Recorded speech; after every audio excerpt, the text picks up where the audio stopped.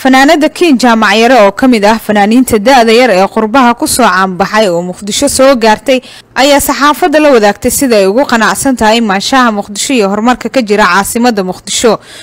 oo markii horeysay intaan fanka ku biiray aan ku soo laabtay waddankaygii waa markii horeysay aan imaado caasimadeena Muqdisho aad iyo aad baan ugu faraxsanahay sida quruxda badan leh qaayaha badan leh ومحل دهي أن شعب كيجيسو دويين يهرتاجين يهين ده وحنا فنانو هاي وايدينكا ومحل دهي فناني ماذا إذا هالكا جارسية بانديه كرا مركا آدي أدبد ما سنتين دمانتين فنانين أبوانو يوم مسؤولين كترسن دولة صوماليا أو مقدشة كسو دوية أي صحافة دلو داقي سو دوين تيمان شاها فنانة داني دادا يرأي كين جامع هذا هو فرحنا ماتنا مقالة كسر وينه مركل وحين موجودة مقالة مقدشة إنها تهي مقالة دي دقنك استحقالك فنك يسوقانته وحيابها ugu muhiimsan ee bulsho markii la arko soo kabsanaysa ay xoog saara waxa kamida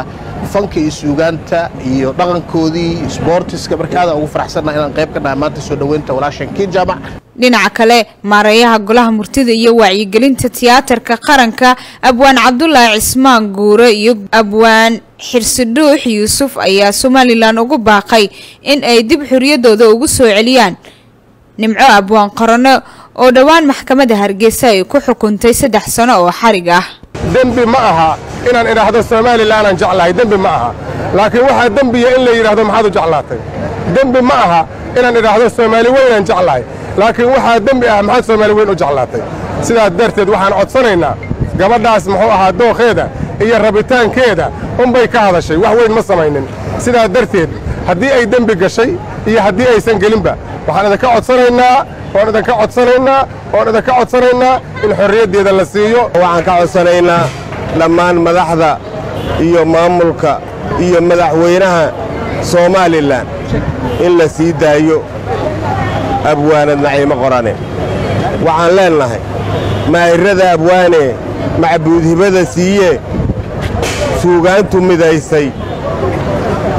mudanayaal codsigooda maqla oo ka ajiiba حمد عبد الله حسين ورباهنتا قرنكا مقدشو